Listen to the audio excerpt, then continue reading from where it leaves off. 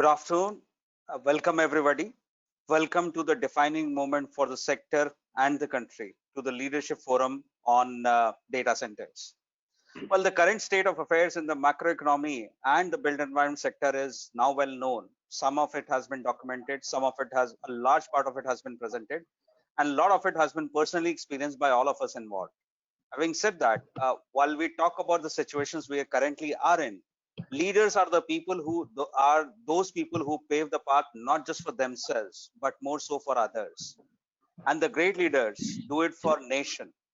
What can be better than two of the senior most leaders of the built environment sector who have been a chain agent, who have had a global presence and have not just benefited their own organizations, but have actually been able to create a difference for the rest of the people to learn from it. With that, I'll welcome Mr. Sanjay Dutt, Mr. Anshuman Magazine to the panel. We will begin with a keynote address by Mr. Sanjay Dutt. While he does not need an introduction, I'll still formally try and do the justice to it, which I know the words will not be able to do that. Mr. Sanjay Dutt, FRICS, he is the MD and CEO for Tata Realty and Infrastructure Limited, Tata Housing Development Company, and Tata Value Homes, and is the chairman of South Asia Board for RICS. Sanjay has more than 25 years of rich experience in the real estate industry and is known for his turnaround stunts. He has extensive experience in real estate strategic planning, development, redevelopment, leasing, new acquisitions, and asset management business across geographies. Without snatching away any more moments from Sanjay now and coming out of the way between you and the audience, Sanjay, all over to you. Thank you. Thank you very much, Nimish. You're very generous. A very good afternoon to each and every panelist and colleagues from the industry on this webinar. I'm grateful to RICS for giving us this opportunity, together with another extremely talented and respected professional, Anshuman Magazine from the sector, one of the largest global real estate consulting firm. I personally believe that you will find this webinar very rich, almost like a Davos of data centers, if I may say. And I think it's very important to understand from the experts that you will find on this webinar who are participating, who are actual business managers and decision makers, and even I'm actually looking forward to it. One very important thing I would like to highlight, when moments like this play a very important role. I remember back in 1995, 96, when we used to make pitches about India, that India has great potential to be an outsourcing destination. It was webinars and sessions like this which used to make people aware of its true potential. I believe data center is the next frontier of opportunity in the real estate space as well as in the corporate space. And I think the sustainable story of the real estate sector, which we have seen in the commercial side, will be very largely going forward next 2 to 3 years will be complemented by the data centers. So I'm looking forward to it. I'll spend 5 minutes very quickly talking about which many of you are aware that Tata Realty and Infrastructure Limited, Tata Housing and Tata Value Homes been in the business for over last 35 years. And you will see a portfolio of properties and projects across the country, which I will request my colleague to move to the next slide. And you will see that we have been present and active across all segments of real estate. At the bottom of the third bullet, you will see residential, commercial, retail, hospitality. And now we're very proud to add data centers in it. We're in the process of setting up a large data center business function within our organization, and be in active discussion with some of the data centers players. Residential portfolio is across 15 cities and 42 projects. We delivered over 20 million square feet, and we developed about 18 million square feet, which is under development. Commercial, we have an income generating portfolio of 6.2 million square feet, another 20 million square feet of potential, and new acquisitions totaling about 12 million.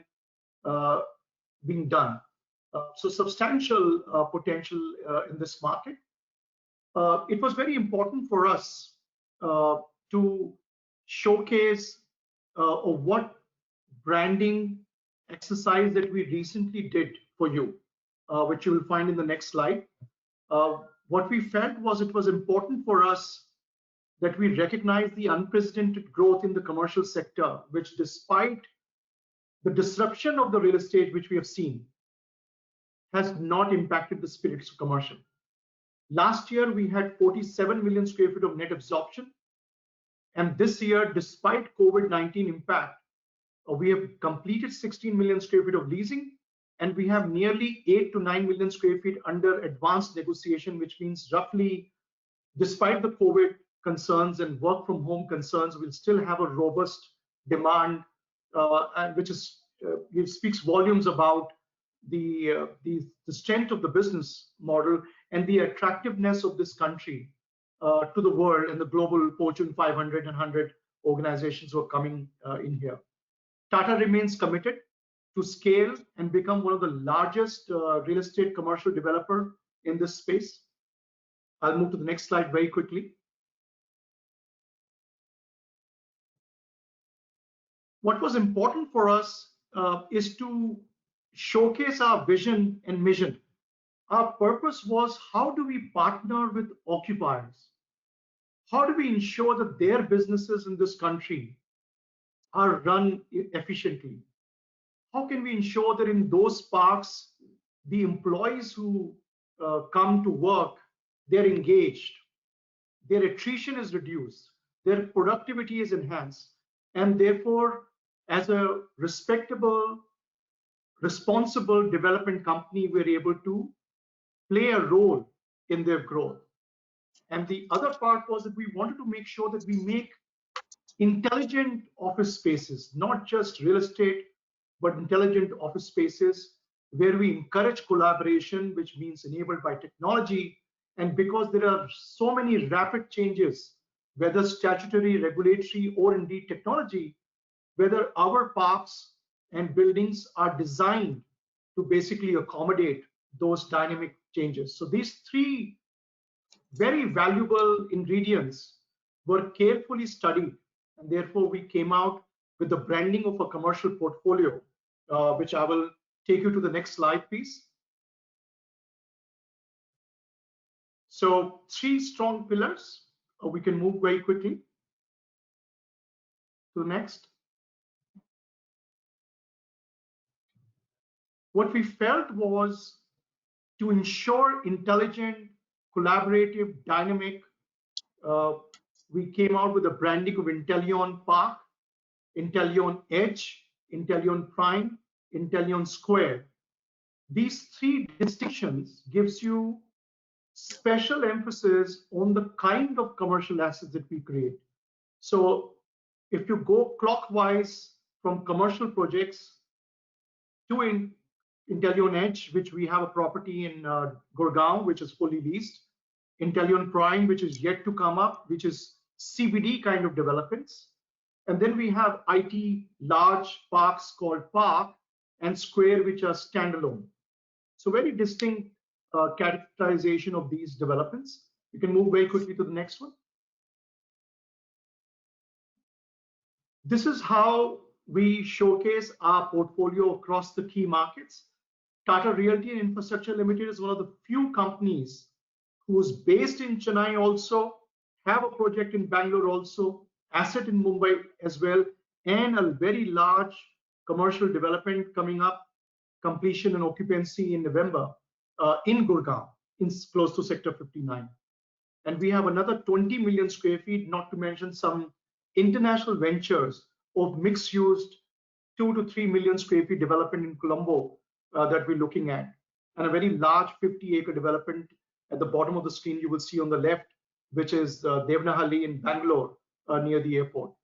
So we want to make sure that we deliver this consistency of the brand Intellion with Tata standards of trust, transparency, and intelligent buildings consistently across our portfolio to every occupier. We can move to the next one, please. This is a quick snapshot of our portfolio. This is Ramanujam Intellion Park, 25 acres, 4.5 million square feet, nearly 100% leased. One of the first few platinum LEED certified project, and extremely successful, probably one of the highest benchmark of quality in the country. Next one, please. This is the upcoming project. We want to take the benchmarks to the new height. 25 acres again, close to 3.5 million square feet.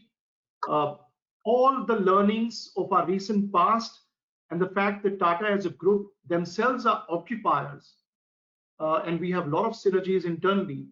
We have got all those insights and expertise into our development. A quick one next, please. This is an upcoming 47-acre, the largest investment in Navi Mumbai, called Intellion Park Navi Mumbai. 47 acres, nearly 7 million square feet. This is our first development, which was about to get commenced shortly. And we also have some advanced stages of build to suit, various kind of opportunities that are being negotiated. Next one, please. This is a very large 192 to 94 acres near the International Airport, Bangalore, where we have a mixed-use township with 50 acres dedicated for commercial, close to 4.5 million square feet currently. Actually, it has a potential to go up to even higher should the need arises, because Bangalore is one of the largest market. And we're actively proposing most of these sites also for data centers. We have done our homework and the backbone work to ensure that every need of the occupier is kind of addressed.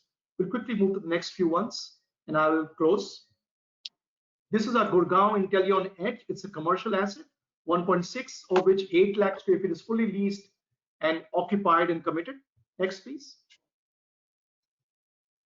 This is Intellion Square, the standalone IT park in Mumbai, 700,000 square feet plus. Again, fully leased. And we can quickly come to a close, please.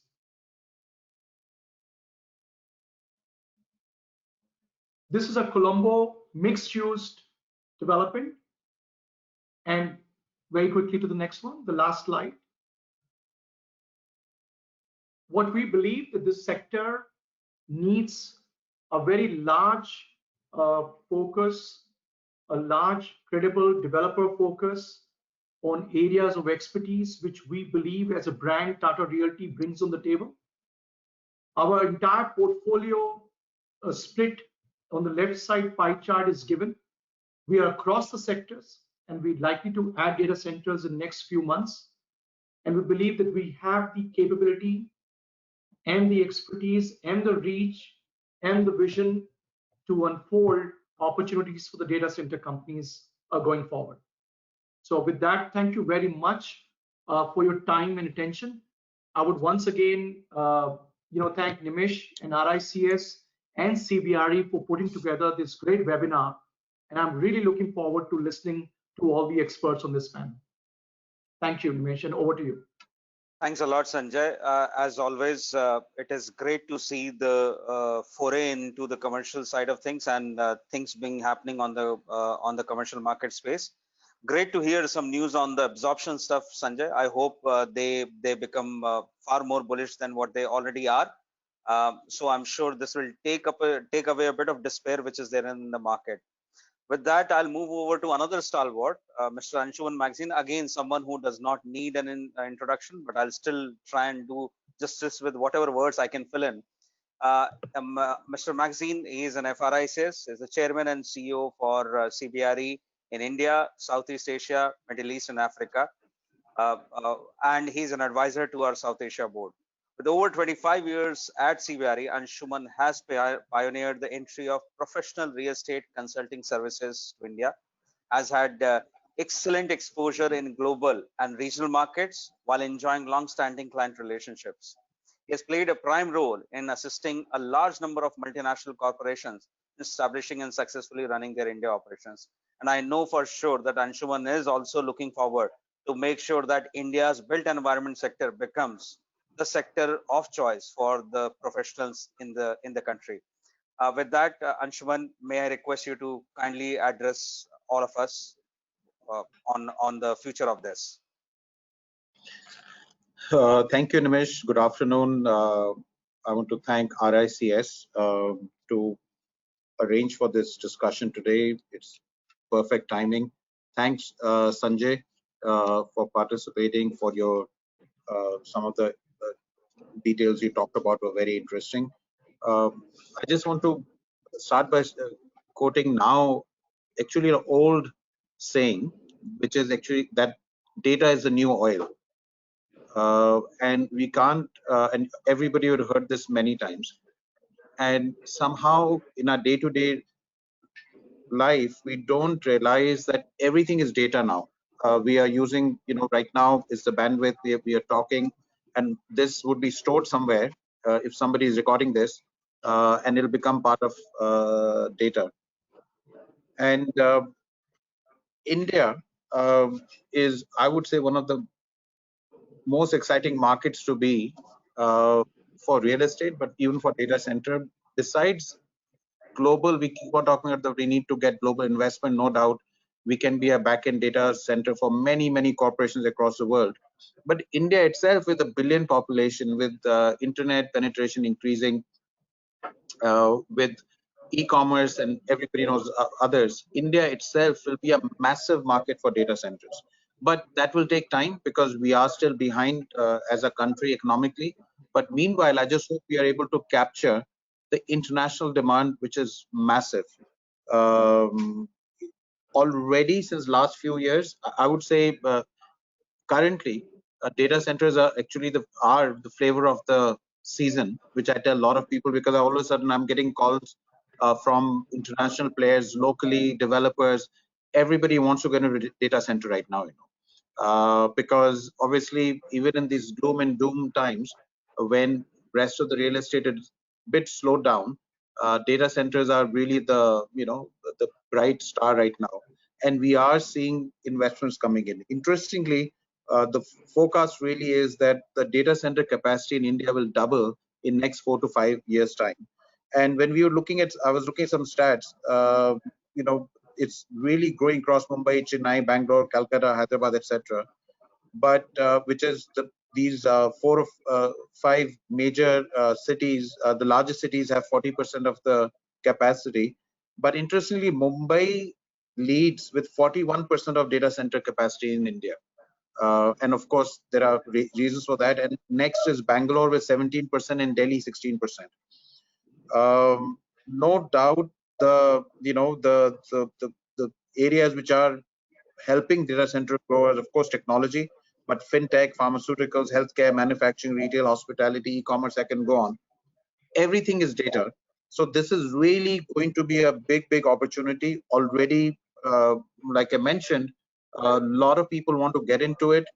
Yes, I think the challenge is that it is capital intensive. And I was talking to a big the person who runs a big sovereign or part of a big sovereign fund, and they are getting into a data center. And I said, look, the advantage you have is that data centers are um, capital, they're capital intensive.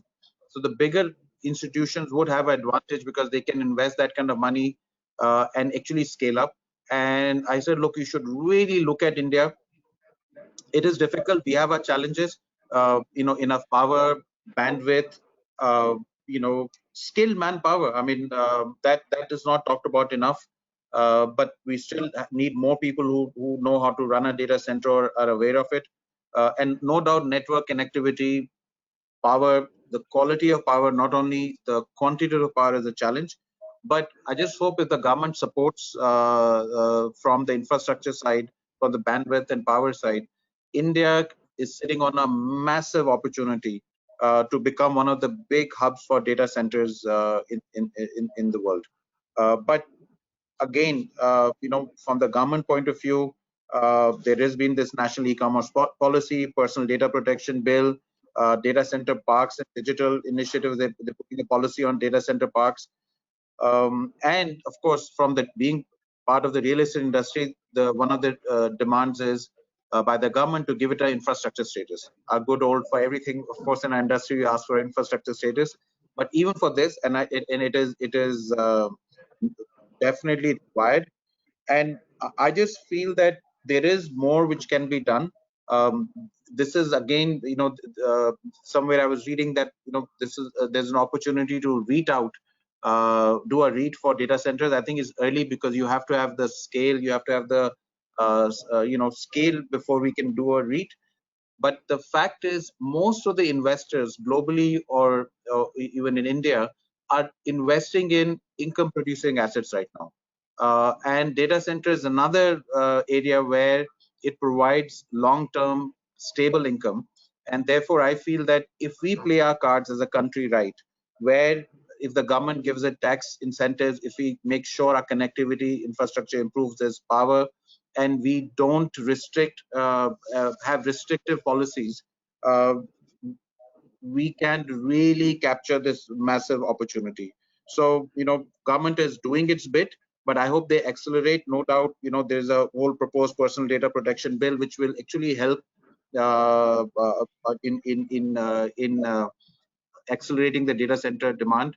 No doubt, a lot of the international countries and governments are putting restrictions on keeping data within the country. And it'll become a big national issue and a political issue. But in spite of that, India has a big advantage. We already are the back center or a business doing business process outsourcing. We are doing software development. We are the offshore center for the world with an established track record. Millions of square feet of our office space today are actually the back center of the world with four largest corporations in the world.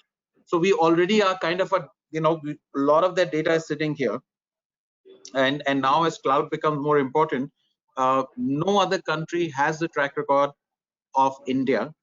No other country has a scale of all those technological software development to processes to everything happening in India. And I just feel that we really need to have a sense of urgency, especially the government of India, to make sure that we can support and capture this opportunity and not let it go to other countries, because I have a view of other countries, at least in the region close by in Asia and Middle East, and they're really they've realized they need to compete with countries like India, where we have the advantage of skilled manpower at a competitive cost, and we are large.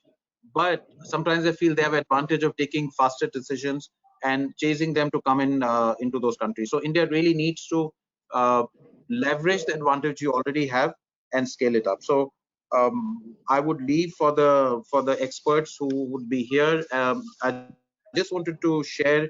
CBRE did a APAC investor intention survey last year, and data centers were identified as one of the top 5 alternate real estate investment options.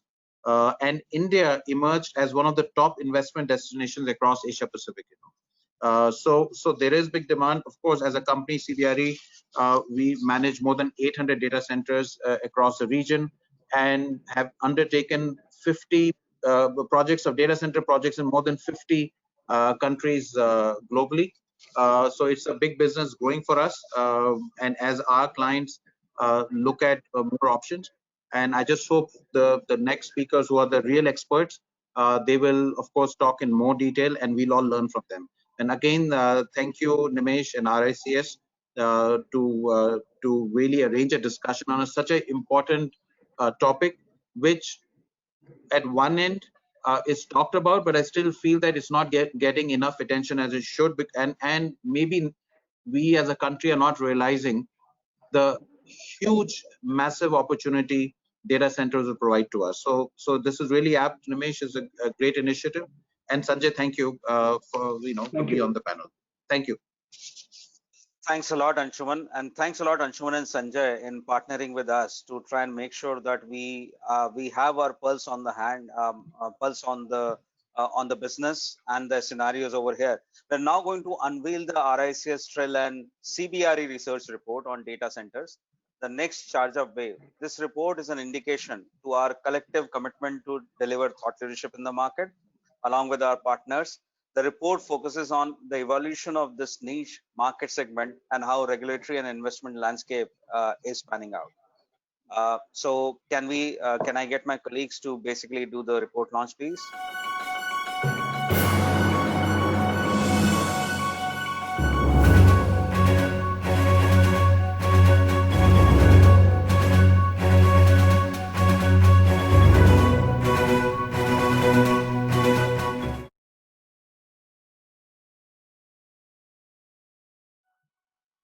Thank you, and I'm sure all of you would be very keen to understand what this report has as the future of the built environment sector, especially the data center space.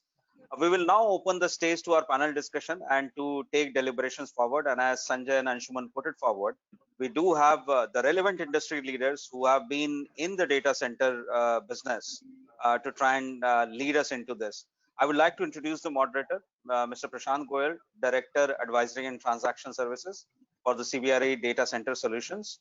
Prashant leads the data center advisory practice team for CBRE in India and is subject matter expert, especially in the multi-market pursuits. Prashant is responsible for growing the data center business for occupiers, providers, investors, and developers. Prashant, let me pass on the baton to you, all in your capable hands. And we look forward to learning from this sessions immensely. Okay, Ramesh. Thank you very much. May I first request all the panelists please switch on the camera so that they can start with their introduction, please.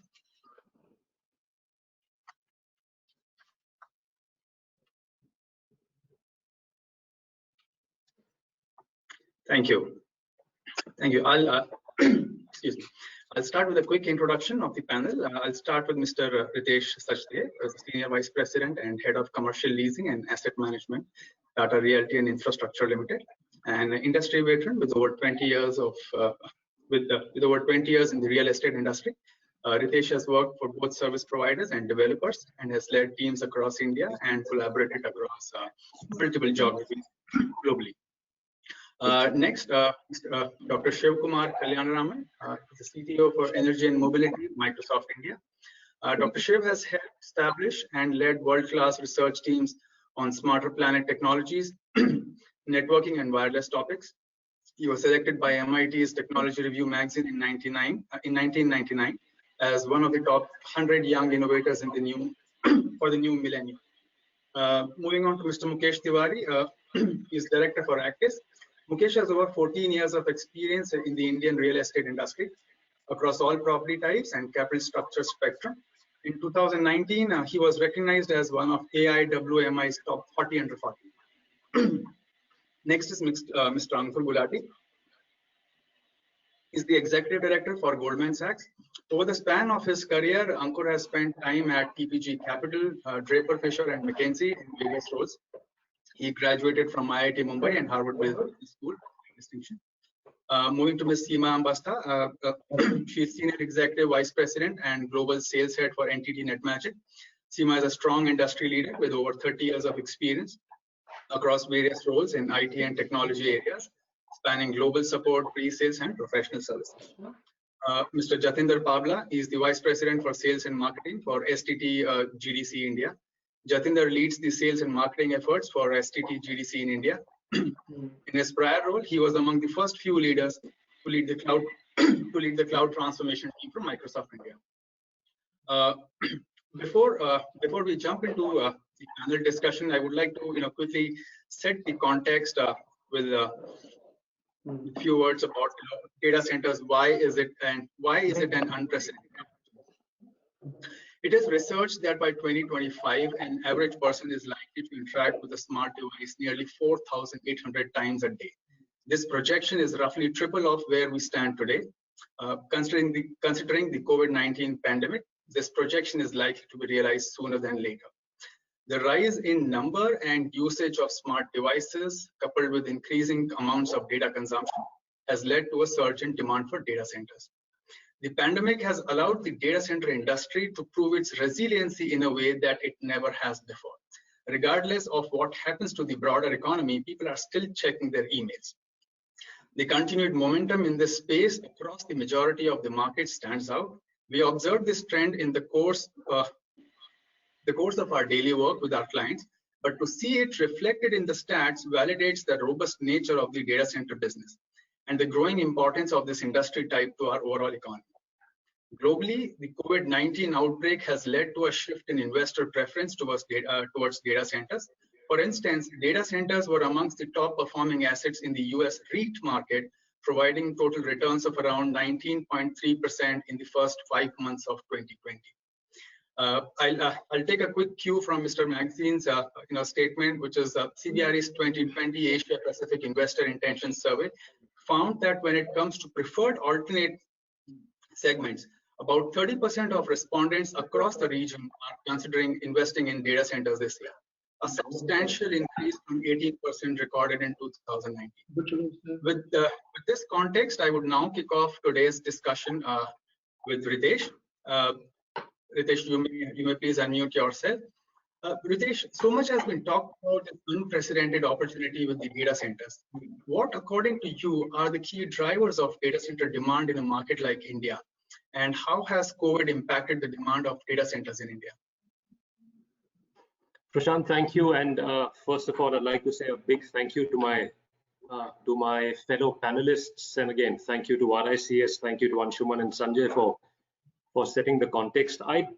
Given the very diverse experiences that we've got within the panel, I'll try and be brief, and I'll perhaps try and do pointers as I try and respond back.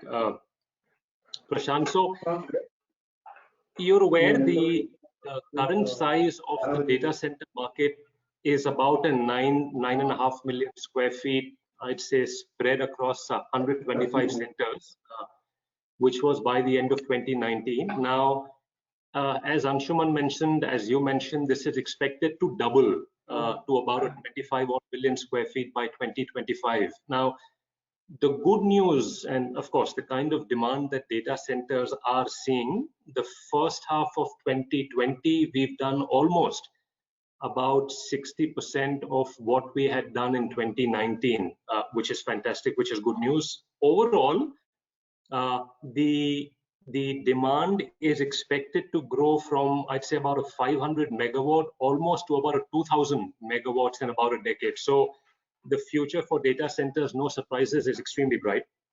I'd say three key drivers really for demand. If I could categorize those under policy, Anshuman spoke about that. Prashant, you did fairly extensively, the national e-commerce policy, the local storage of payments data, the personal data protection. The government has to play and is playing an extremely important role as they're looking at releasing the data center park policy sooner than later.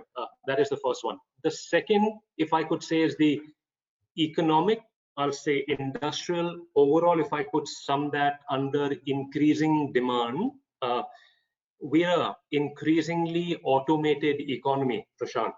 You're aware of widespread use of, and my expert panel will speak about that, big data, IoT, etc. I was very interested and intrigued to know that in about the next 3 years, the UPI payments will increase both the MasterCard and Visa platforms alike, online streaming data, and so on and so forth. The third that I'd like to say is Anshuman spoke about this extensively, the India's advantage. I'd say changing demographic pattern, the highest number of Generation Zs, as we call them, increasing data footprint in the country. The other interesting bit that you've spoken about is by about 2030, more than 1 billion people will have access to the internet, Prashant. And I was intrigued when you said closer to 4,800 times is when an average person interacts in any which manner with a smartphone device. The other thing that I'd like to say is the role of data centers got accentuated with the increased levels of remote working. Unfortunately, due to the pandemic, data on the basis of Department of Telecom, it increased by about 15%, the consumption of intercom data, etc. No surprises, Indians have the maximum number of social, we've got the maximum subscription of social users in FB and WhatsApp, all put together close to 700 million users. Anshuman also mentioned about that. Sanjay did, you did. We're seeing heightened increase of demand for data center space, Prashant, primarily being led by Mumbai and followed closely by Chennai. No surprises given the very strategic location advantage that both of these sites enjoy, given the multiple undersea landing stations. Prashant, that's my take. I'll hand that back to you, please. Thank you. Thank you, Ritesh. Thank you for that insight. I move to you, Ankur. I provided an insight on the APAC investor intentions in the beginning of this discussion.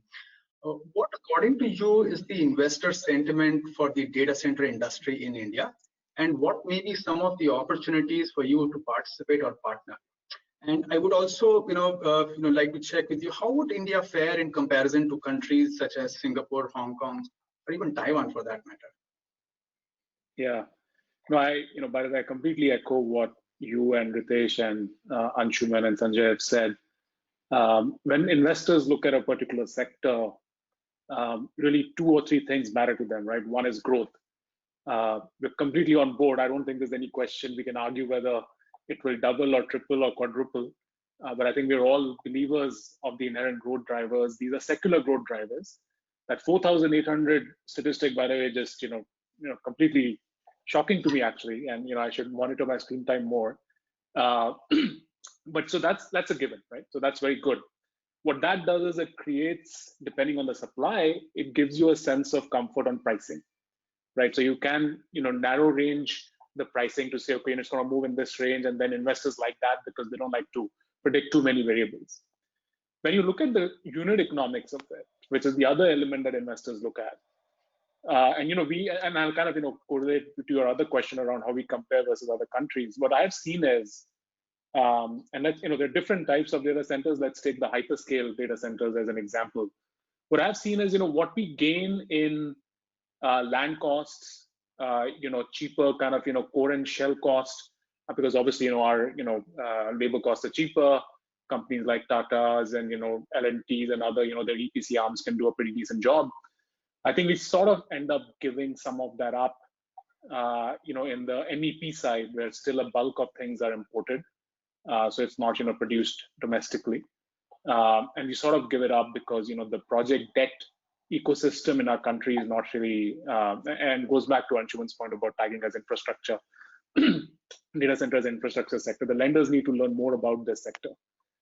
So when you kind of add all of that up, you still end up making, for a good project, you will make mid-teens kind of unlevered IRRs. This is in dollar basis, and call it like early 20s or late teens kind of equity IRRs.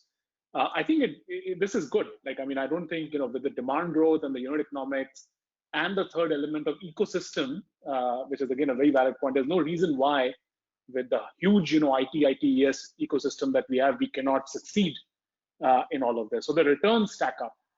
I think where people are somewhat, they want to understand more is on the risk side. Where they say that, what, I want to understand, I have seen this story in other sectors. Your approval processes are really painful. Please get me comfortable on approvals. They come and say, I've seen this on the other side, your power sector, I need redundant power. I don't want to set up, diesel, diesel gensets and so on, backup power for a long duration. Maybe for a short duration, we understand, but I need 2 transmission lines come in. I need the genset. I need guaranteed, 99.999, whatever the tier 3, tier 4 standards are, uptime kind of performance. Can you prove that to me? It's not clear. And I think the third part, which for cities like Mumbai and Chennai also becomes valid, is finding the right kind of aggregated land parcel which satisfies your earthquake criteria, which satisfies your flood zone criteria, which satisfies your tsunami criteria. All these things are very important for our customers, specifically in hyperscale, even though also important in colo as well. So I would say, those are the aspects where we kind of, are not at par, with other countries. But as far as returns are concerned, I think we are at par. I don't think it's significantly better.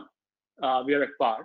And as far as the growth dynamic is concerned, and the ecosystem is concerned, hands down, I think we are really, really better than them. The last point I would mention, and I'll just maybe take 10 seconds more, is for an investor now, whichever way you cut it, you have about anywhere between 500 to 1,000 megawatts of capacity that needs to be built. If you just include the land, the core and shell, the MEP, that's about maybe anywhere between $5 to $8 million, depending on how what kind of asset you're building. So you're talking about a multi-billion-dollar investment opportunity here, which is some of it is already underway, and some of it needs to be funded. The opportunities are either you back a team, and there are a few good teams out there to really build a large platform. I think that's obviously risky, but it's also the best kind of an outcome you can get if things work out. The second is you back an already existing player, and we saw that with Carlyle's transaction with Nextra. I think good transaction for Nextra to also kind of grow and improve their business mix. And then the third, which I think is also very interesting, is hybrid capital. Because lenders are not very keen right now, they don't understand the sector as well. Your banks and others, you can work with existing players to create hybrid capital, which is neither equity, because they don't want to dilute at this point of time. They think they'll get a much better valuation in REIT or an IPO or whatever. So I think all opportunities exist. I think it's an investors' dream scenario right now. They just have to be mindful of the risks and get a landing on the risk. Let me pause there. Sure. Thank you, Ankur. So basis this strong foundation on demand drivers and investor interest, let's move on to Seema and hear from her as to how will demand forecasting now take place. Which are the businesses that will drive and sustain this demand, and how is scalability be factored in, given several businesses are looking to digitize more than before, and since we don't know how long the pandemic is going to last.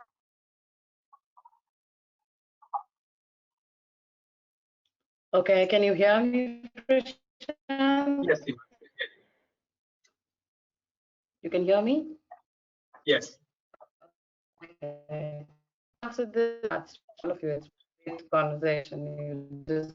You kind of cover everything that we look at to raise, right? So it's a public news that in investing 1.5 million in 2 years in 5, so that up to much ahead of time, right?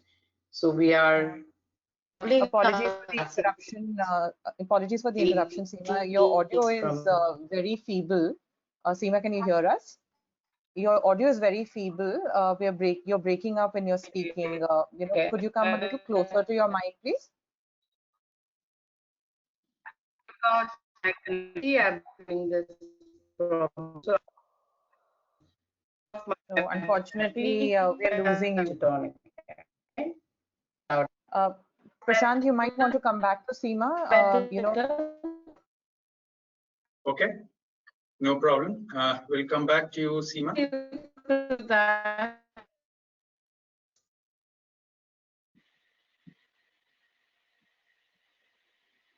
Okay, we'll move to. That's fine.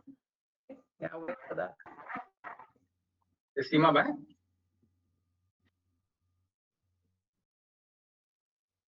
I think she's trying to log in again, Prashant. Yeah. No problem. Okay, no problem. We can, since Seema is off, we can take this. We can take the question with Jatinder Singh Pavla. Jatinder, so much has been talked about data localization and the Indian data center industry riding over that. So can you share your views on data localization, and what are the best practices you have adopted to support the vision of the government, and how do you think this will impact the data center industry? Sure, thanks, Prashant. I think it's a very interesting topic, and there are three ways we can look at this topic, and which are primarily technically, commercially, and then legally. Technically, we definitely believe, and I think it is evident, that storing data locally allows for a reduced network latency. So in most cases, the performance will improve when the latency reduces. That's the rule of thumb, mostly.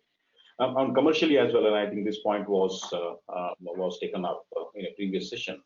There can be advantages of data localization when we are working as a back office for the entire world. So storing data locally can provide Indian businesses with skilled talent at a lower cost. So technically and commercially, it definitely makes sense. The last part is the legal and regulatory drivers, so which is mostly debated and discussed these days. While the technical and commercial aspect should also be debated, but even from a regulatory and legal perspective, I think it makes sense. But there are already, if you see, there are already mandatory guidelines in BFSI, telco, and government sector, which mandates data localization, and which are being followed by all the enterprises. So most of my customers in these segments have more or less compliant or have a very firm plan of complying to these guidelines. In addition to these sectors, the terms of data localization, which are introduced in the few upcoming bills and which are already tabled actually, they ask for even stringent requirements across the industry and across the verticals. Now, for example, many of them ask that a copy of the personal data should be stored in servers, data centers in India, and that some specific critical personal data shall only be processed in a server or data center located within India. Now, we believe that all these guidelines will further enable India to maintain its stature as a safe country to handle and process personal data. So I think from all three perspectives, technically, commercially, and legally, it makes sense more or less to store data in India. There are, of course, pros and cons, but mostly it makes sense. Now, because of these strong drivers, every organization has made their concrete data management plans to comply to these guidelines. And as a co-location provider, service provider, we help these organizations meet their technical, commercial, and regulatory goals. We give them best-in-class services that have necessary certification, compliances in place, and which are mandated by regulatory authorities. So while this data localization is not the only driver of data center growth in India, it is one of the factors which definitely accelerates this growth because it is further moving more and more workloads into Indian boundaries. So from all perspective, technical, commercial, regulatory, I think this will help grow the data center industry in a positive direction from here on. Sure. Thank you, Jatinder. Coming to Mukesh. Mukesh, until a few years back, domestic operators dominated the data center colocation market.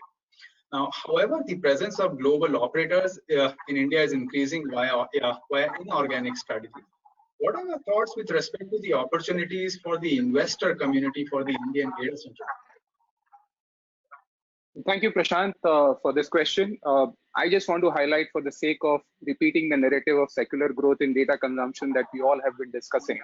So India is currently an under-penetrated market in terms of its capacity, and it's at an inflection point of growth.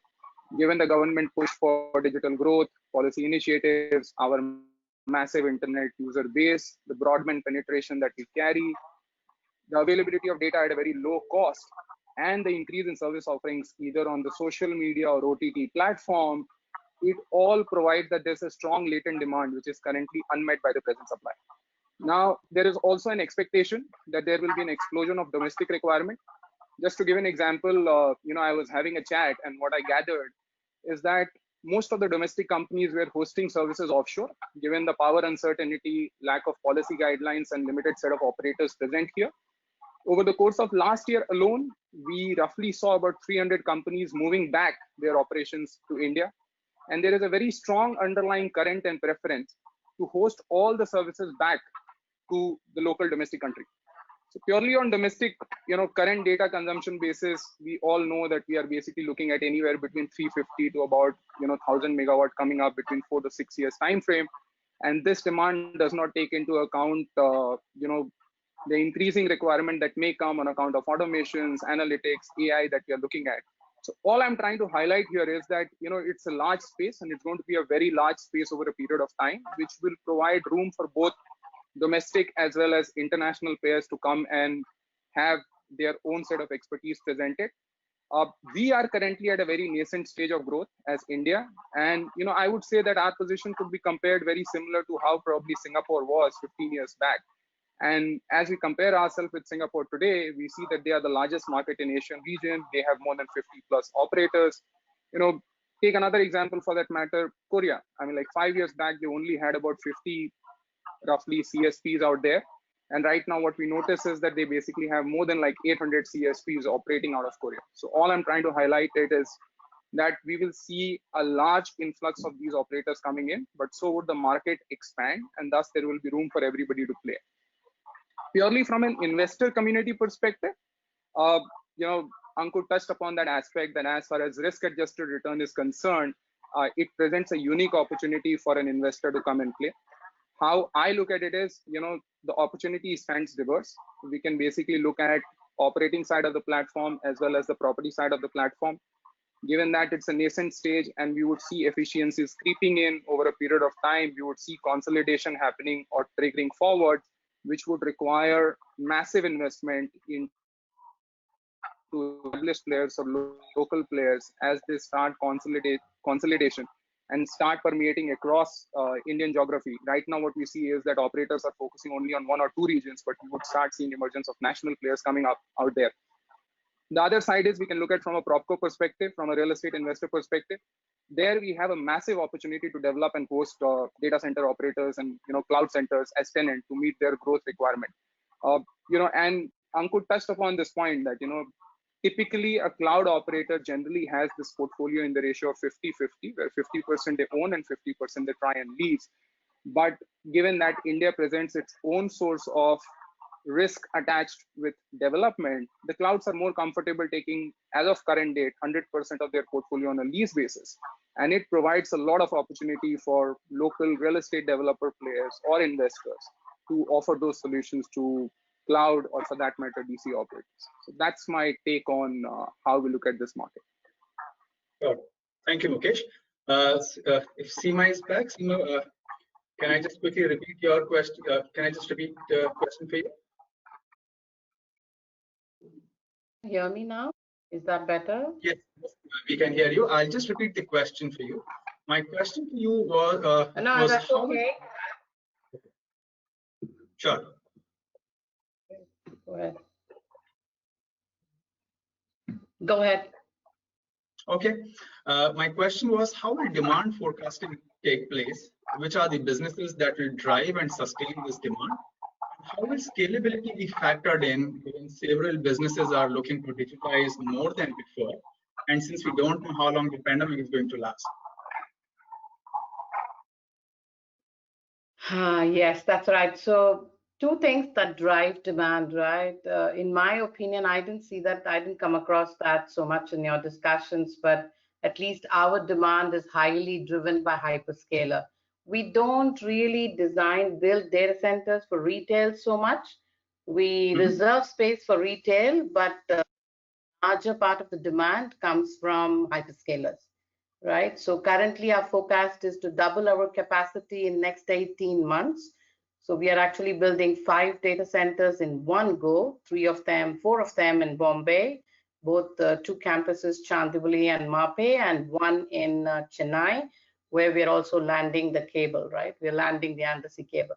So all these are driven by demand and forecast, and we expect to build another 7 data centers between 2022 to 2024. So that should take us to 500 megawatt from the current 130. So 130 to 250 and 250 to 500.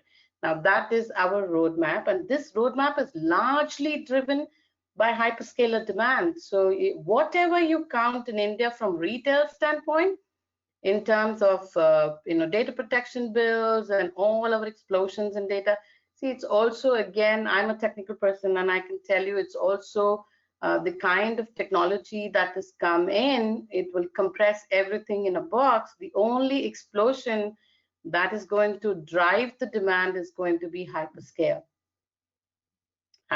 cloud, right? So we host the biggest banks in the world. We host the biggest hyperscalers. We host the top 50. We host because Japanese banks. But if you count the floor space, our forecast will always be on hyperscalers because they take about 80% and 20% or 15 to 20% is retail or what you call enterprise, right? So a domestic enterprise. That's how it is currently. And this is our roadmap for immediate. This is actually in news, so this is not something that I'm saying. It's there in public domain, which is already being announced by NTT. So 1.5 billion, which will go into building 5 DCs, and then post that another 7 DCs, right? So that will be across Bangalore, Noida too, in addition to expansions in Bombay in a new campus. We are looking for a new campus. So that's how the forecast works, right? Forecast is done to double every 2 years, and that will be based on hyperscale demand. And coming to COVID, I mean, I think we have grown massively in COVID. I've been personally driving the business, and I can tell you I'm at 35, 39% growth. Expected about 40, but more on the revenue side. But otherwise, the growth has been absolutely fantastic. It will continue. He's right. That most of them are right on the panel, right? I mean, it'll continue, and I don't see this is going to drop off after COVID. We look at sustainable business, and one of the other things very important to our business is the rate of return on capital, right? So we would not like to wait for like 5-10 years to rate of return on capital. We try and choose our clientele in such a way that the combination of both the domestic enterprise and hyperscale and global clients will give you a return within 3. That is 36 months of building a data center, which is very important. Difficult, but important, through an IRR. So that's about forecasting. Right. Very, very interesting insights. Dr. Shiva, I'll come to you. It is said that India is the fastest growing data center market in the APAC region. Do you see India offsetting APAC growth of the data center industry using renewable energy? And if yes, how? Yeah, first I just want to echo Seema's points around the two segments, right? One is the retail or enterprise data centers and the cloud data centers. So obviously, as Microsoft, we are part of the hyperscalers, the cloud growth, and we are seeing tremendous growth, across the world as well as in markets like India. So the rationale for this cloud adoption, in case some of your audience may not be familiar, is that when somebody has sort of like a retail data center and they want to move towards a cloud data center, they are sometimes seeing very high double-digit to triple-digit ROIs, right, on moving to sort of these cloud data centers, and that's the reason why the cloud adoption is driven, right, and not to mention any specific vendor like ourselves or others. So that is driving the movement towards cloud from what we call an on-prem or captive or enterprise data center, right? So that's number one. Number two is, there is also going to be a world of hybrid data centers where you can have some part on-prem, some part off-prem within the context of a cloud-based offering. So these are the broad trends. And the second factor that you brought out, Prashant, is this notion that many of us have data centers in other parts of Asia Pac, and when we think of carbon balancing, and this is driven by carbon goals that each of us have set. Microsoft has announced an aggressive carbon negative goal by 2030, and more specifically, we have 100% renewables goal by 2025 for all our cloud data centers. So what that means is that we have to procure renewables and have it available and operational, right? And also we have to take into account higher contingency. So when we say 100%, we'll have to actually procure more than 100% to make sure that if there's any downtime and so on an accounted basis, we have sort of 100% renewables for all our demand, and that's done. So what this means is that, but there are some markets in Asia Pac, like Singapore, Japan, and so on, where either due to sort of space constraints or the relative megawatts of data center capacity we have, or in Japan in terms of procuring renewable capacity for a B2B purpose, there are some challenges. So that is actually an opportunity for markets like India, Australia, and other places where there is renewables are more available. However, I think what is probably necessary is evolution of policy, so that we can potentially take the what we call the green attributes, or RECS, renewable energy credits, called IRECS and international renewable energy credits, and do such an offsetting, right? So I think, and this has to operate both for potentially colo situations as well as hyperscaler type situations. And suppose we purchase more renewables here in India than we have physical data center capacity in India. So we also need to have appropriate trading arrangements for that excess and financial PPAs and things like that, which is quite common in other parts of the world. But in India, we are currently in a more of a physical PPA situation, which has to evolve, right? So these are some of the challenges, I would say, but it also poses an opportunity. So it's not just the organic data center growth, which many of the co-panelists have identified in terms of bringing back, workloads that are India originated, but the workloads are sitting in Singapore, etc., to come back to India.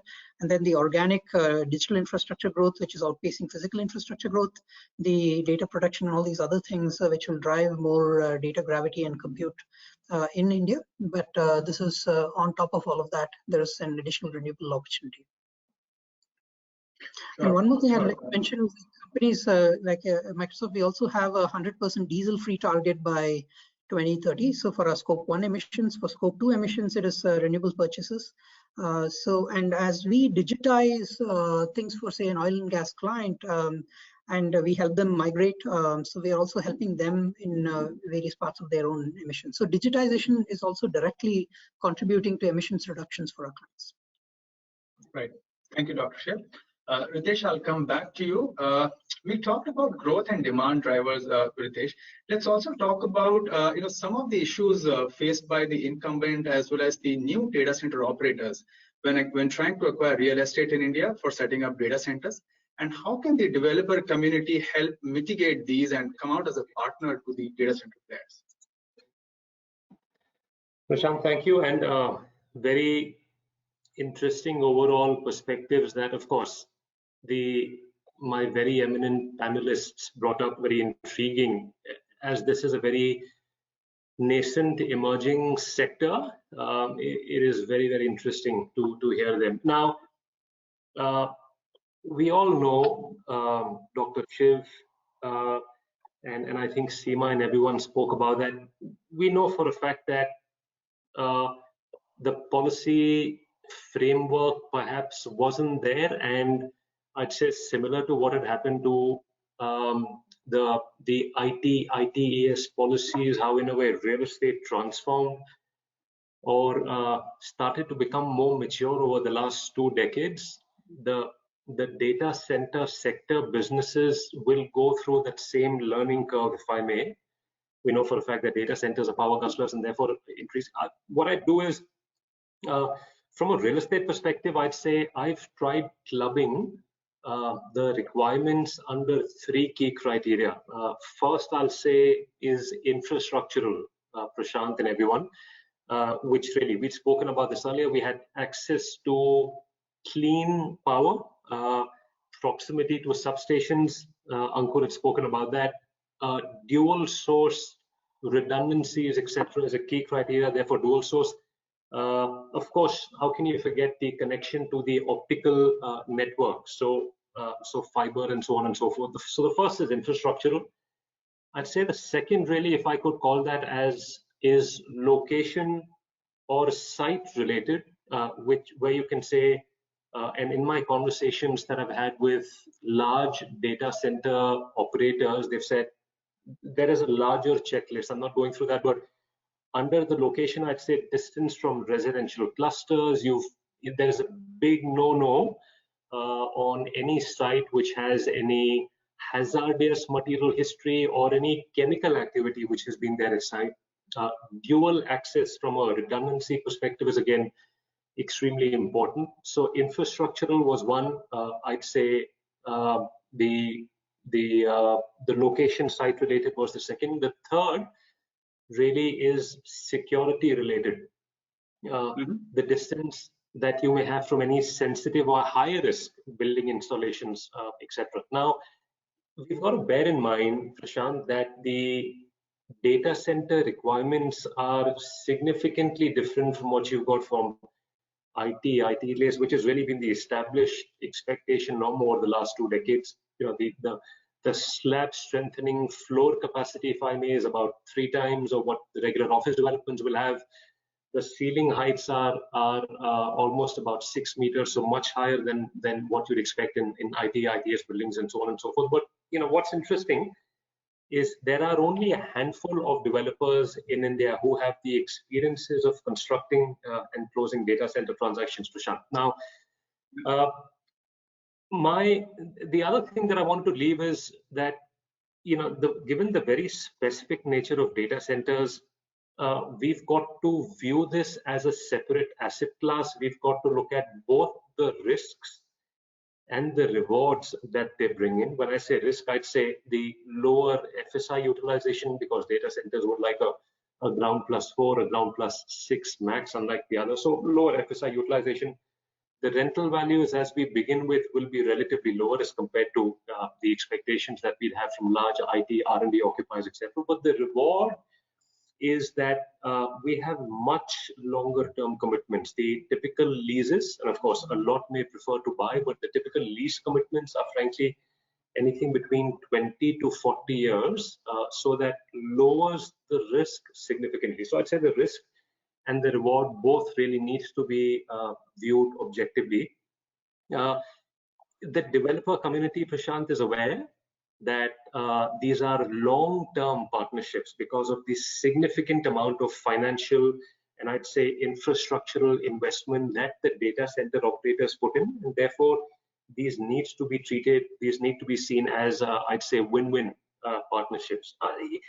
Finally, before I hand this back to you, I'd say all three, between international property consultants, the data center occupiers, if I may, all the developers needs to be working as partners, you know, to be able to increase capability and experiences. I'd say from identifying clusters or parcels or locations in cities that work, because the checklist, as we've spoken about, is very, very large, very technical. There are only certain locations that meet that criteria given the zero time downtime and so on and so forth.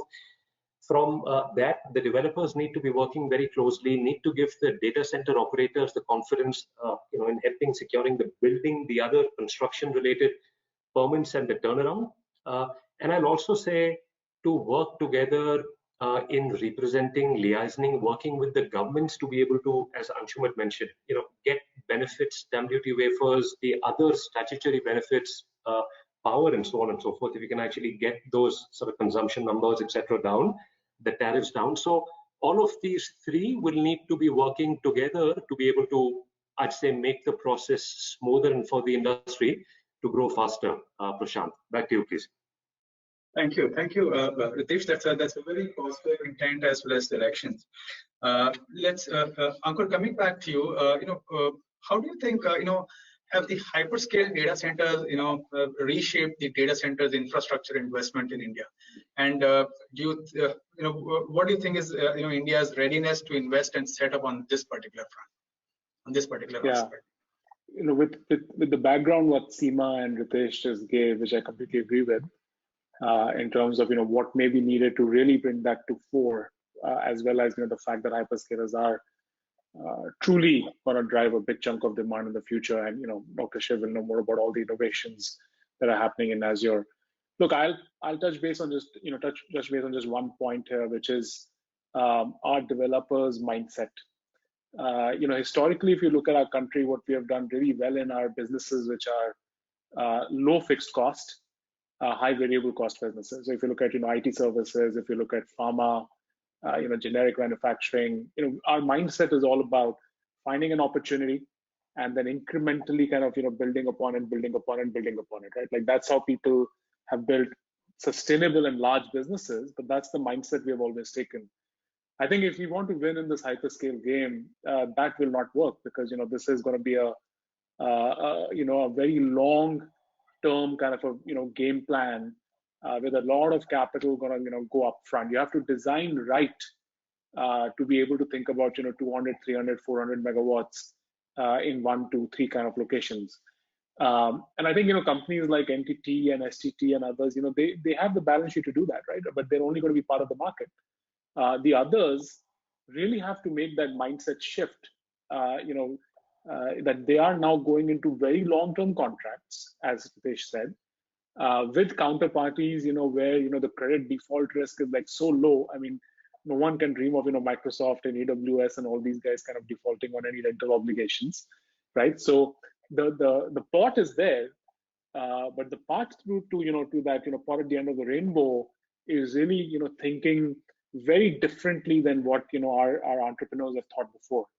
And I feel like that mindset shift, if done right, and if combined with Anshuman's and Ritesh's suggestions on what the government interventions can do, will make it really seamless for us. I think we'll get there eventually, but it'll be unless this mindset shift happens, it'll be a case of always, as we've seen, 3 steps forward, 1 step back, then 3 steps forward, 1 step back. But if this mindset happens today, I think there's no doubt in my mind that all this hyperscale demand and more, even for some of our neighboring countries and others, will start getting service from our country. There's no doubt in my mind. Thank you, Ankur. Thank you very much, for your comments around hyperscale, data centers readiness for India. Seema, I'll come to you now. While you and Ankur as well as Ritesh touched upon the hyperscale data centers, let's also hear from you on the distributed data center architectures, which are growing to accommodate the deluge of data that IoT has started generating. What are your thoughts on this distributed approach to edge computing to satisfy the real-time processing requirements of new IoT applications out there in the field? Yeah, thank you. Thank you, Prashant. So a couple of things, right? What is going to drive edge? Edge has never been a kind of a feature in India. People have used whatever data centers built in certain facilities as edge, but they're not built for edge as such. Right, so that's one point. 5G and IoT is definitely going to drive a lot of consumer demand, and that will lead to data centers to be taken closer to consumer, right? That will happen. Let me tell you, entity, we have been very focused on core till today, because we do see the gold pot, as Mr. Gulati said very rightly, and we chase the gold pot very, very judiciously, right? So we have been extremely cautious on where we are building and what sizes we are building. But yes, one of the things that we have in our charter now is to look at a 15-city edge as well, because it's important to build a very good, strong edge infrastructure, which will help this country in terms of its IT consumption, scaling up its consumption, and also it will kind of complement well with the 5G and IoT demands, right? So edge is a very important concept for most of us in the data center business, and I'm sure this industry will consolidate, and it will have a very, very good focus in terms of what they want to do for the country. Country has great potential, right? Both in terms of domestic and in terms of global investments. So what we are doing is, yes, looking at edge and looking at secured edge. Absolutely, yes. So I want to see security, again, at the edge cannot come at a phenomenal cost, because edge itself should be able to, you make it more affordable for reaching out to more and more of your consumer base. So it's very important to build secured edges. And that's been very popular in the US and other places. I don't know. You see how Equinix drives this. Equinix has both of these, right? They had a right focus for core and then for edge, and the same thing that the RT did, and same thing Entity did, because these are the global top 3 players, right? And they just keep switching positions, but they do pretty much that. And it happened in Japan as well. And though it's a small country, they still needed to look at edge, a few edges. And then it's happened over APAC, and now it's time for India, because India, as the consumption drives up, adoption goes up, you need to have those edge properly. So we are looking at secured edge, and you will see that from all of us. There'll be a blueprint, there'll be a template, which we will have for our edge, and edge will not be very big. It'll probably be 1/10 the size of your core, but then it's a very important component in this whole thing. So even if you want to drive core demand, you need to have edge. and a very good thing, like one in terms of security, other in terms of peering. If you can get this equation right with the edge, you will drive demand for this country in, see, the content players, your media, OTT, they're all looking for really effective edges. Not today, actually, they scramble. It's not that simple. Yeah, the core has become world-class. If you ask me, core has become absolutely world-class. We provide world-class facilities. But yeah, on the edge, there's little time. Yeah. In next 1 year, you will see a lot of edge coming up. Definitely couldn't agree more with you, Seema, on that. Thank you very much for enlightening our audiences, with your comments on distributed data centers. Coming to you, Mukesh, what do you think? Would data centers offer the potential for a good return on investment, especially when India would or could be the preferred outsourcing destination over China? Mukesh, I think you're on mute. Right. So Prashant, I would like to touch upon 2 points here. First of all, that India alone has immense growth potential for data centers, and most of the demand that we would see coming up would be locally driven. Having said that, we have a very strong, or rather, let me put it this way. What India can offer today are strong constituents to become a global outsourcing hub. So if I were to start looking at the 3 factors which determine how a data center can be looked at, one is the cost of development itself. What I notice is that if I were to develop something in India, it will cost anywhere between 10% lower to probably what we produce in China, or about 25% lower than the same cost probably in Singapore. On the operations cost for a cloud service operator, the cost is roughly about 10 to 20% arbitrage lower compared to Singapore and Indonesia, which are the 2 ASEAN countries that we are currently competing with.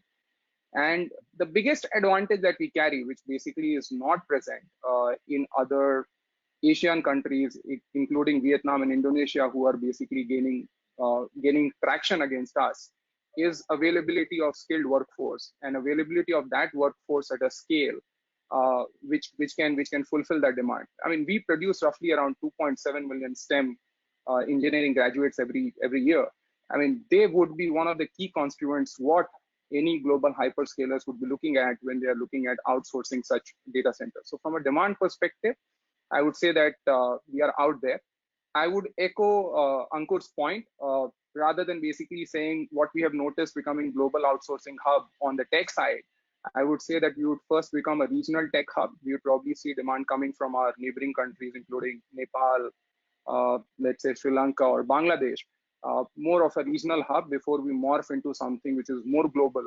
That space currently is being occupied by Singapore, for that matter. So that's how I see this opportunity to be played out with. On return on investment side, I think we are very competitive. On an IRR and a risk-adjusted basis, I would say we are competitive compared to where other Asian countries are located. Having said that, one thing that we really are looking forward to, the compression in cap rate or the kind of EBITDA multiples that we are noticing for other global players, which is currently lacking for players which are focused regionally, for that matter. So, this play can be divided into 2 parts. One is purely to look at a real estate play, and the second one is to overlay the service on real estate play. The moment we start overlaying the service on the real estate play, what we are looking at is multiples can be huge compared to what a real estate play can currently deliver. And that's the key crux that we all have to identify and find the right balance to proceed forward. So that's my take on it. Right. Thank you. Thank you very much, Mukesh. I'll come to Jatinder to you. Slightly tricky question for you. While we see a significant rise in the adoption of public cloud services, we also see a large amount of organization moving back into co-location as per certain studies. Are you also witnessing a similar adoption in the market, and what may be driving this according to you? Sure. So, yeah, I get this question a lot, and since in my previous organization, there is Microsoft, I sold cloud for almost 8 years. So I have some insights into what's happening. I don't claim to be an expert, but I can give my views. Dr. Shiv is also smiling at you. Yeah, I'm audible, right? Yes, you are. Sure. So both cloud and colo have matured over time. And if you see today, enterprises are not looking at this problem as either cloud or colo. They are, in fact, just looking to outsource their IT infrastructure. And the factors remain same for both cloud and colo, which are TCO, reliability, business continuity. And these organizations develop their IT infra outsourcing plan. This is the demands of their application. So, for example, there are applications like user productivity, collaboration, which are very well proven on cloud. But there are also applications that might not be well suited for cloud because of latency issues, because of performance requirements, because of geographical location issues, and there are applications. So enterprises create their plans that leverage both public cloud and co-location services to meet their IT infrastructure outsourcing requirement. Now, as you know, that not all outsourcing migrations will be successful, and during the course, organizations will find that they moved applications that were better suited for maybe for the other world because of TCO, latency, geography, performance issues, and that's when they might decide to change course. But this could happen both ways. This could happen from cloud to colo, from colo to cloud. But the fact is that it is never going to be either public cloud or co-location, but it will always be a public cloud and co-location. So it's never a competition when it comes to cloud. Another interesting point, if you see in India, and which has been maybe articulated by almost every player, every person here, is that most cloud players leverage colo players to build and expand their infrastructure. So it's a collaboration model rather than a competition model. So when cloud, which grows at 33% CAGR in India, it positively impacts colo, and which helps colo to grow at 23% CAGR. And it's a win-win for both worlds. So it's an interesting situation, specifically in India, where 100% of cloud, as of now at least, depends on colo player. So that is cloud colo. But I think maybe purely from a colo industry or data center world, we don't need to worry about this cloud versus colo for now. One, of course, because of all the facts which I talked about. But there are some very other interesting facts. We in India are probably just at the tip of the iceberg in terms of IT infrastructure outsourcing. With all the focus and all the talks, we are just at 300 megawatt of design capacity today. That's all we have, and we means the entire industry. STT has around 105, 110 megawatt right now. The overall industry is at approximately around 300 megawatt. And this is supposed to reach at around 600 megawatt in 18 months and around a gigawatt in 3 to 4 years. USA alone added 500 megawatt last year. We are just at 2 to 3% of world's co-location market share, almost I think equal to the economy share, which is projected to double in 18 months. We are the second largest, of course, market in APAC, but China is growing at 4x to 5x. So huge, immense potential. The good news is that the co-location market is growing at 23-24%, which is double the growth of the worldwide colo market. So I think whichever world the customer is in, whether the customer is in colo or whether the customer is in cloud, and some projects are definitely destined to fail because of various reasons, and the shifting will also happen. But this group of people need not worry. The demand for data centers is only likely to increase. From STT GDC perspective, we are doing all we can. We have our expansion plans ready to execute. Actually, already in the execution mode, and we are committed to ensure that we maintain our 1/3 market share leadership position as the overall colo market grows. So that's my take on this problem. It's a good situation to be in. Sure. Thank you, Jatinder. And I'm sure Seema will also agree with your thoughts in terms of partnership between the co-location and the cloud players. Dr. Shiv, coming to you, data centers are perhaps the third most carbon dioxide emission industry after probably aviation and shipping. How should the data center industry respond to the United Nations Act Now call to action to save the planet? What are your thoughts around that, sir? As I mentioned in my previous comments, right? See, first, why do you have data centers? Because you're converting things into data and digitization, right? So the digitization itself is changing a physical process and into digital and making it more efficient. Right? So just the very fact of digitization is leading to part decarbonization, right? Or being lesser on emissions. That's number one. Number two is, if you look at digitization and then move to cloud, like a public cloud or a hybrid cloud and so on and so forth, all the majors have clear goals of 100% renewables. We have it at 2025 and so on and so forth. And to be clear, there are scope 1 emissions because of diesel, sort of emissions due to backup issues. And then there are scope 2 emissions because of the electricity that we buy from, the utility or other sources, which in India, if I just buy from the local utility, it is about 70% coal-based, right? So that's why one of the reasons, companies like Microsoft would like to make open access and other arrangements for having renewable capacity that offsets, our power usage or energy usage. So I think this is one way to look at it. And there are several initiatives going on at the innovation side, but I think in terms of just the development and growth side, it is the two major goals are how do we get to 100% renewables for markets, and how do we get to diesel free for the backup side of things, right? And also, as we do diesel free, some of the solutions involve using battery technologies or hydrogen and things like that. And some of those can also free up space. Today we probably have space set aside for UPS and so on.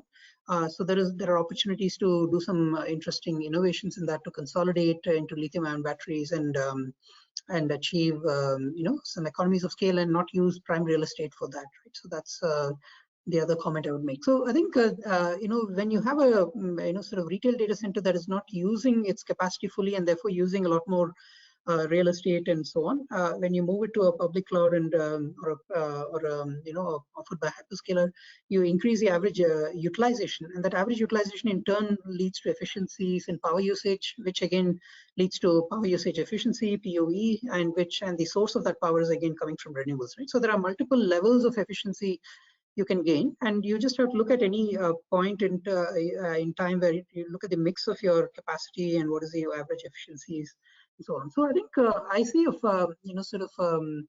a positive future where whether it's on-prem, a colo / hybrid cloud setting, if we can have the real estate community that is developing data centers partner with renewables players, partner with the power players on these sorts of solutions. So that's again a service opportunity like Mukesh was alluding to, which is more than just providing the primary real estate capability for data centers, right? Because I think you can look at the hyperscalers as pushing the envelope on innovation, but there's a great opportunity for this industry to take some of those innovations and replicate it at scale across, right? Not just for cloud, but also for the colo side. Right, sir. Thank you, Dr. Shiv. Ritesh, over to you now, and perhaps you can, to this question, you can try and answer in probably 1 minute of time as to how can higher returns for data center investors, owners, and operators be achieved by optimizing the real estate decision-making criteria. Quick thoughts, please. Prashant, thank you. Thank you. I've got a minute. I think a lot of what all of my esteemed panelists in your questions, etc., came out, and I'll perhaps just use the word, Anshuman, yourselves, you'd mentioned the opportunity is tremendous. There is no taking that away. You'd spoken about the REITs, ROIs, etc., in the Americas market closer to 20%. After the Wuhan incident, almost about 30% plus people in the APAC survey that I was reading in a report that you've done were wanting to invest in data centers. So the opportunity is tremendous. Now, there are no right answers to this, Prashant. As I'd mentioned, we'll have to go through this learning, if I may. When IT enabled services, large transactionals were coming in India, and that sort of maturity or expectation, if I may, in building developments were growing. I'll take 3 sort of specific examples on how the developer community was learning, how IPCs play a very important role to be able to bring the global best practices to large growing markets like India. remember the existing fire norms. I won't take the large occupier name. We've of course got NBC. They wanted a larger NFPA compliance. So of course, the developers continue to change the building, the development style, the expectations, etc. from the building continue to change. The other really were building efficiencies. As we started to look at building efficient, larger floor plates, KPO, BPOs, etc., we looked at 80 plus minus to establish efficiencies. And finally, when we had developers started to do fit outs, pre-furnished spaces, etc., occupiers were focusing on putting in their own capital in businesses, and developers were. So it grew. The one takeaway that perhaps I'll have is the large IPCs like yourselves and all of the others that are there in the market. I think it's a matter of setting expectations, working with both the developer community and the data center occupiers to be able to educate each other, because the technical checklist, if I may, the expectations here, the requirements are extremely different from what you've got for IT and ITA. So it may take time. The only way for us to be able to make that optimal, Prashant, is working together and understanding global best practices to local policy framework, overcoming challenges, and how we can work around that. So no right or wrong answer. There isn't really a shortcut. We'll need to work closely if we need to make this process faster, quicker, more seamless. Prashant, back to you, please. Thank you, Ritesh. That's very insightful. I'm sure the audience and panelists both would have taken a note of that. Ankur, I talked about US data center REITs yielding a much higher return in the first 5 months of 2020. How do you, would like to know your thoughts. How do the specifications of REITs that only invest in data centers compared to REITs that invest in other real estate asset classes? Give me a quick answer in 1 minute, please. Yeah. Well, look, I think at the end of the day, these are yield instruments.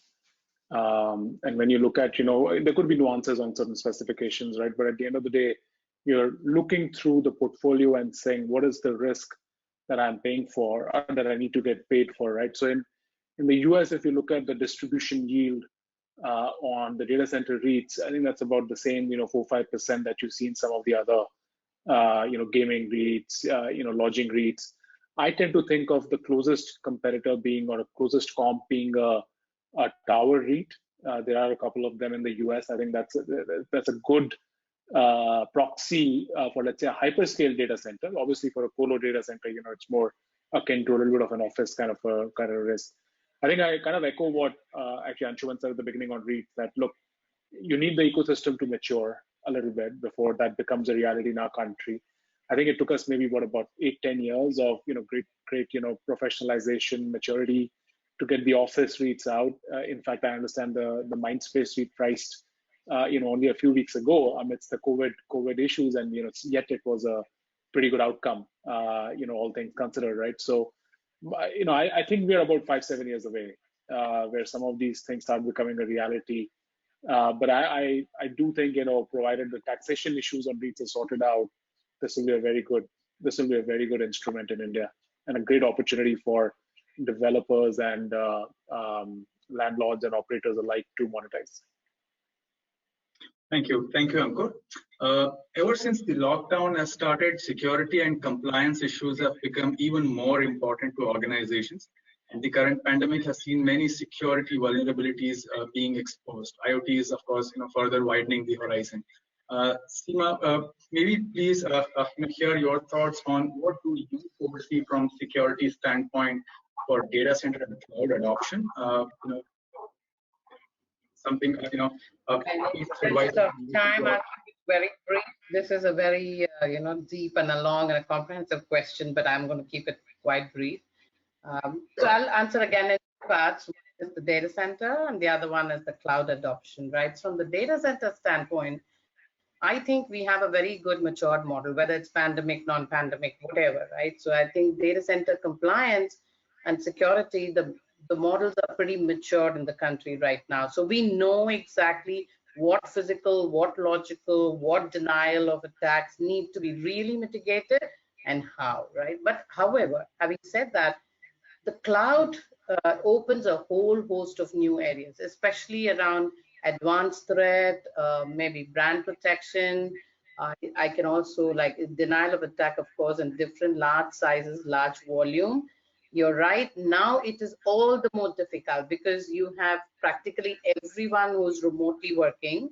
And until you're able to really protect every device that is used for an official purpose, it is quite difficult actually to, really look at that, that whole area of security, especially if you're moving all your assets to cloud and remote access to your employees. Yeah, and so currently there are big investments that are being made in that space, right, from the security standpoint, in terms of building a strong security framework that starts right from the application to databases to your middlewares and going right down to your, building the proper security container-based solutions, ensuring this whole thing is sitting on a single framework so it is easy for you to, and on top of that, you have to put your enterprise security, then of course your advanced threat protection. So yes, it is a complex and difficult, and it's not easy. There is no one recipe. What we do is we look at the compliance, we look at the regulatory, we look at the industry, and based on that, we actually define several, strategies on how you should look at security and security adoption along with cloud, right? So that's what I do largely. That's my area.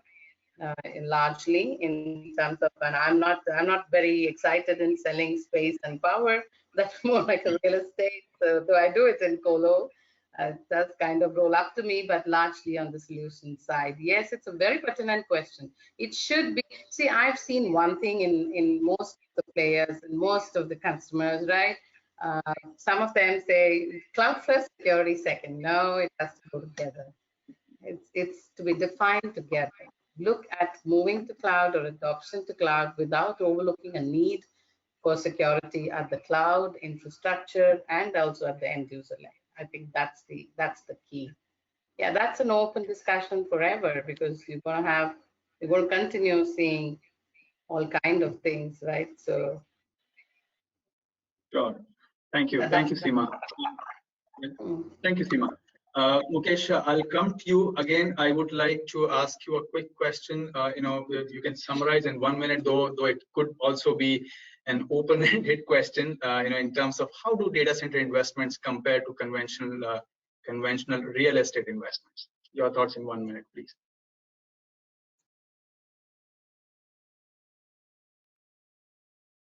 Mukesh? No, you're not audible. Can you hear me now? Yes. Okay. Sorry, I didn't hear your question. It was the network was off. Sorry, my bad. Okay. So let me repeat the question. I said again, 1 minute, quick answer from you on how do data center investments compare to conventional real estate investments. I know this topic could also be an open-ended one, but quick thoughts in 1 minute, please. So I'll just put on the risk and return side. Definitely on the risk side, data center investment are anywhere between 5 to 8 times your conventional real estate investments. So, from an equity check perspective, and like Ankur mentioned, unavailability of debt, or primarily to educate the lenders as to they should consider it to be a typical real estate investment, requires a slightly larger equity size, which basically makes, your gestation period longer and your payback period longer compared to a typical real estate investment. On the benefit side, what we have noticed is that these are generally quick developments. Unlike your large 7 million square feet development, your data center sizes are typically smaller development period. So while I would say the yield to cost, which is a true matrix to compare to both of these asset classes, are roughly the same, the yield to cost is generally achieved quickly in a data center as compared to office space side. And that gets further adjusted on the perspective that your tenant base is generally a lot more stickier compared to your traditional real estate investment. So your typical real estate investment will have a tenant anywhere between 3 to 9 years. Typically on the data center side, what I've noticed is that the tenant average lease would anywhere be between 10 and 15 years. And once they come in, they generally don't like to move out. So your stickiness remains for a longer period of time, which basically helps you get some benefit when you're kind of exiting it. So both of these kind of balance out, and you ultimately end up getting what the opportunistic return that an investor would look at, whether you are evaluating real estate or for that matter, developing for data center. So that's in a nutshell how I'm looking at the market. Sure. Thank you, Mukesh. Jatinder, your quick views again, in 1 minute time frame, your experiences on the client side, if this pandemic has enforced organizations to think of 100% business continuity and adoption of disaster recovery. Yeah, sure. So obviously, yeah, this has there is an increased focus on BCP and DR, and the reason is because we have got 100% dependency on the digital world. The lockdowns, as you know, brought significant restrictions with them. The businesses had to function without any restrictions in the digital world. While there was a restriction in physical world, the physical world, the digital world could not afford any restrictions. So COVID-19 forced every organization and individual to adopt digital transformation and make it work. So all this led to a sudden surge in the usage of applications and services, and a 100% reliance on only digital required that the services are always available without any disruptions.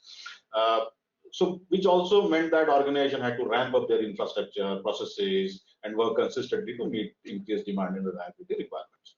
So COVID-19 is still continuing to push more and more organizations to move towards IT infrastructure outsourcing and to build business continuity, optimize costs, and all this will continue to accelerate the data center growth in India. There's just one point which I want to make further, and which is the another side of the story, must be appreciated. None of us were fully prepared actually for this disruption and the increase in demand. Meeting this increased demand and the reliability requirements in a lockdown world with restrictions was not easy. But our employees, our vendors' employees, our customers' employees, they made it happen. They ensured that the lights are always on. And this has further raised our stature in terms of being a trustworthy partner to the global organization. They have already started seeing the positive impact of this in the market. So thanks to all the people, we ensured that the business is always up. The organizations are trusting us with more and more business. That's in summary what I'm seeing. Sure. Thank you, Jatinder. Dr. Shiv, I've always wondered on the role of, large software applications like databases or ERP software to contribute to the environmental sustainability. Are there ever going to be green applications too? And what according to you is the future of renewables, whether it is going to be software or is it going to be infrastructure alone? Again, a quick answer, perhaps in 1 minute, if you can summarize, please. Thank you. Sure. I think you're asking two different things, right? So one is there is a huge drive in ESG investing across the world that is driven by various factors, right? One is, the investors and financial communities recognition that there are long-term risks that needs to be factored in, and that is driving, investment decisions and board level pressures to look into ESG investing, and scope 1, scope 2, scope 3 emissions at enterprise levels are part of that puzzle, right? And therefore, when they implement digitization initiatives, they come to say cloud providers like us and say, hey, please help us not just in our digitization but also in our sustainability initiatives. If we are leading in sustainability initiatives, then we can actually help them in their ESG journeys, right? So that's number one. Number two, around the long-term view of renewables, I think renewables, just like your industry here, is also getting out of a sort of what I call a honeymoon phase, where whatever you produce, you just dump it on the grid from solar or wind, and whenever the sun shines, wind blows, you sort of produce and send it to the grid, and it's a take or pay contract. So the contracts are getting more interesting. The terms were very long, 25 years. It's getting shorter and shorter. And there is more need to also balance what you have on long-term contracts with short-term merchant contracts, as well as trading and so on, right? So that is the kind of trends that are happening. And so if you look at the latter, it is more of a software-driven play than just putting hardware on the ground. So that's why Microsoft is investing in creating and preparing the industry for a future of moving towards a more software-defined hybrid renewables future. Thank you, Dr. Shiv. We'll now quickly take a few questions from the audience. I have few questions from the audience. So the first question is, how does the per megawatt cost of construction of data center in India benchmark to the global cost of construction? Would anybody like to take a shot on that, please? I can share something. It is typically between 5 to 6 million US dollars per megawatt in India. So when you talk about a 20 megawatt kind of a data center, you're talking about around 100 to 120 million US dollar, which doesn't include the cost of the land. I don't have exact information about the worldwide cost structure, but I'm sure land is costly in India as well, so it should be almost equal. Could be plus minus 10% here and there. Thank you. The next one is what is the single biggest impediment in the growth of data center in India? Is it real estate? Is it availability of power? Is it fiber infrastructure or lack of specialist construction contractors? Or is it simply approvals and regulations that overpower all of these aspects? Prashant, I can give a short answer, perhaps. Sorry, go for it, Seema. No, Mr. Sadhu, I can go ahead. I just want to say it's largely, yes, for a data center to be really operational and, really up to the world class, you really need two things, right? Power and availability of network. That's primary. Given other things you have, like conducive space, environment clearance, I mean, I'm hoping all that is there. I think the showstoppers are most of the time it's power and availability of power. It's not labor, not scale, it's just power and network. Okay, thank you. The next one, last two questions is first one, as compared to the IT parks in data centers, what adjustments to EBITDA would one need to make when applying cap rate method to determine terminal value, keeping in mind that the MEP equipment in data centers is probably 60% of overall cost and has a 15 to 20 years of useful life?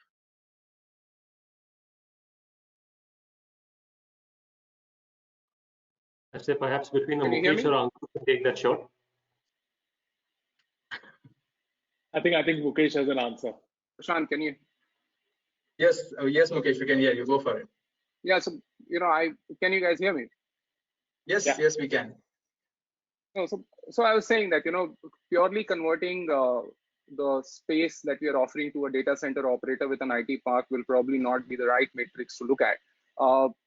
Given that one highlighted that 60% is towards MEP, what we need to understand is data center development can be on two sides if you're looking at it from a real estate perspective. It can be core and shell or a powered shell. And the moment we start looking at core and shell, it pretty much comes down to similar to how you look at it on an IT park, because MEP generally is taken care of by the data center operator. And in such instances, they many at times actually go back and ask you to ensure that they only manage their equipment and access to premises. So it pretty much works like a typical IT park. But when you're looking at something which is more like a powered shell, you will need to take into account all the costs related to your electricity, AMCs, and others. And here your operating margins come down. So typically when you look at core and shell, your EBITDA margins are anywhere between 83 to 87. But in these cases, it can actually come down closer to about 78 to 82. It still provides a margin to that extent. And then you look at the cap rate. But like I said, the moment you start looking at a powered shell or core shell, your multiple or cap rate becomes lower depending on what is the kind of tenant lease that you have taken into account. Your cap rate becomes lower. So that pretty much offsets. Thank you, Mukesh. The last question, talking about green data centers, what is the future, if at all possible, for floating data centers in India? And if yes, how can we classify or set rules, for acquisition of spaces for such data centers? See, okay, I can take the question. So I think that's quite a niche topic. So even we've done a few floating data centers in other parts of the world where you have a challenge with real estate or some extreme other conditions, right? Or you're trying to do a specific edge deployment, say in the context of an oil and gas location where you need an edge and you need to put a data center there, right? So there are these are currently super niche applications. We will see a lot more edge, like I guess Seema was mentioning. It's not just in the tier 2 cities and so on, but we'll also see edges in the context of manufacturing and in the context of 5G, consolidating the telecom infrastructure into IT infrastructure. So there are some of these things which could drive things, but these are not going to be floating necessarily. Thank you very much, Dr. Shivkumar. We've actually limited the questions, based on the similarity of the questions. While there were other questions, we haven't been able to take all of them because of the time paucity. Appreciate the audience staying for the extended proceeding. Thank you very much for your time and and your valued contributions. Right, I now hand it back to Nimish for his closing remarks. Thanks a lot, Thank Prashant. you very much. And, well done. Very enriching. Thank you. Thank you Yeah. all. Thank you, Seema. You just spoke about what I was about to say. It was personally very enriching. Well, it is great to hear, and great job done, Prashant, in terms of making sure that you could get these experts to talk about government policies, public infrastructure, energy infrastructure, capacities and capabilities, skills problem, which I think is a bigger problem also right now, currently what we are trying to see over here. Supply chain issues, when we are looking at 60% of the cost, 60% of the work being done by MEP, how do we make sure that our country becomes Atmanirbhar in this also, rather than being reliant on external imports. Data center architecture, future of tech in DC space. I think I'll just will resonate what Seema said. It was personally very enriching. Thank you all. It was a great knowledge session by all of you to make sure that India as a nation travels on this path and makes the most of this opportunity which is posed at us. I hope we'll be able to grasp it at all possible level with all stakeholders and make sure that we make the most of it. I would like to basically heartfully thank our presenting partner Intelion by Tata Realty and knowledge partner CBRE India, and not just putting up a great panel over here, but at the same time supporting us throughout this program to make sure that this is actually a path-breaking moment for the data centers. I do believe this moment will go down in the history of data centers as a change agent. And as I said, I really thank CBRE and Trill to make sure that they were a very formidable partner in making sure that we were bringing in the necessary thought leadership to the nation.